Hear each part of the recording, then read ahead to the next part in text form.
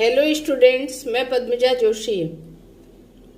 हिंदी व्याकरण के अंतर्गत आज हम लोग कारक के बारे में अध्ययन करेंगे। पाठ का नाम है कारक। ये हमारा अध्ययन एनसीईआरटी के पैटर्न पर आधारित है। ओके, तो हम स्टार्ट करते हैं।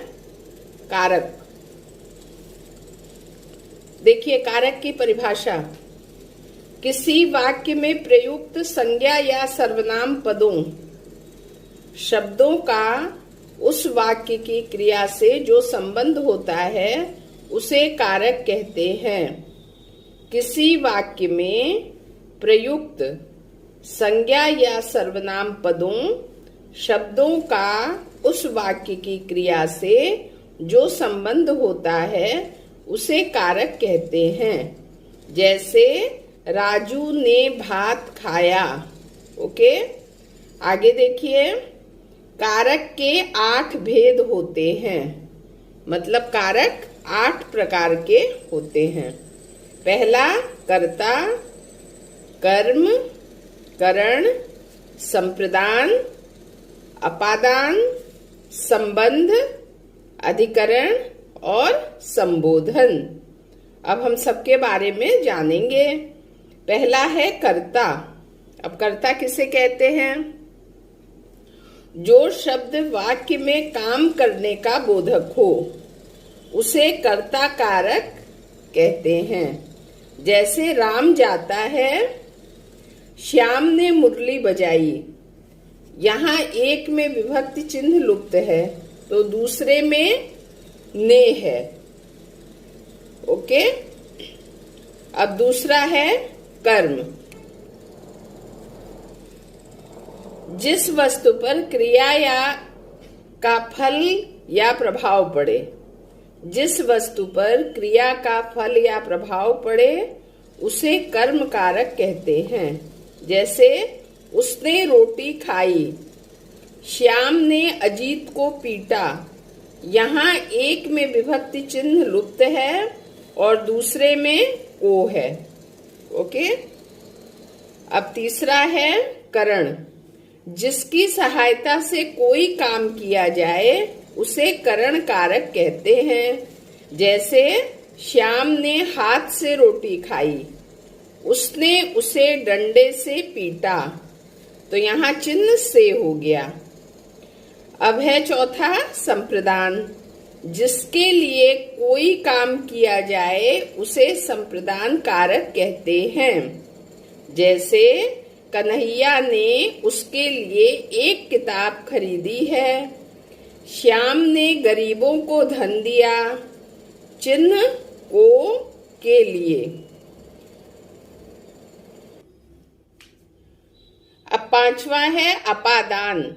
जिससे एक वस्तु का दूसरी वस्तु से अलग होना जाना जाए उसे अपादान कारक कहते हैं। जैसे वह अपने वर्ग से बाहर निकल आया, चिड़िया पेड़ से उड़ चली। चिन्ह से। अब छठा है संबंध। जिससे एक वस्तु का दूसरी वस्तु से संबंध की सूचना मिले उसे संबंध कारक कहते हैं। जैसे मेरा घर बड़ा है, राजू के पिताजी आए, उसकी चाची गई। यहाँ चिन्ह क्या है? का, के, की, रा, रे, री, ना, ने, नी। ओके, आगे देखिए। सातवां है अधिकरण। जिससे क्रिया के आधार का बोध हो उसे अधिकरण कारक कहते हैं। जैसे सांप बिल में घुसा है, चिड़िया छत पर बैठी है। चिन्ह है में, पर। अब आठवां है संबोधन। जिससे किसी को बुलाया या पुकारा जाए उसे संबोधन कारक कहते हैं।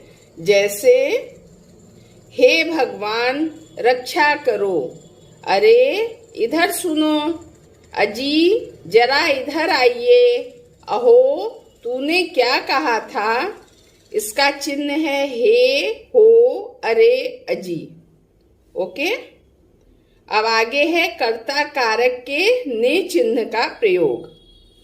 कर्ता कारक के ने चिन्ह का प्रयोग अपूर्ण भूतकाल को छोड़कर शेष सभी भूतकालिक क्रियाओं में होता है।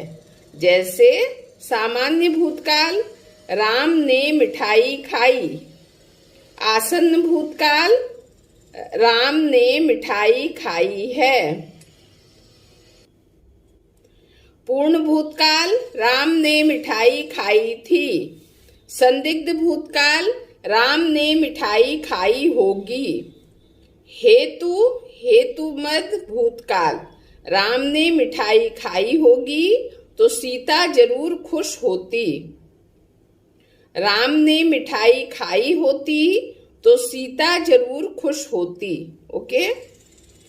नहाना, छींकना, थूकना, खांसना इत्यादि अकर्मक क्रियाओं में ही सिर्फ कर्ता के ने चिन्ह का प्रयोग होता है। जैसे राजू ने नहाया, गीता ने छींका, उसने थूका, मैंने खांसा। आगे है, अकर्मक क्रिया सकर्मक बन जाए तो ने का प्रयोग होता है। जैसे उसने टेढ़ी चाल चली है। ने विभक्ति चिन्ह का प्रयोग कहाँ नहीं होता, अब हम ये जानेंगे। वर्तमान और भविष्यत काल की क्रियाओं में कर्ता के ने का प्रयोग नहीं होता। जैसे वर्तमान काल में होगा रेणु गाती है और भविष्यत काल में होगा रेणु गाएगी।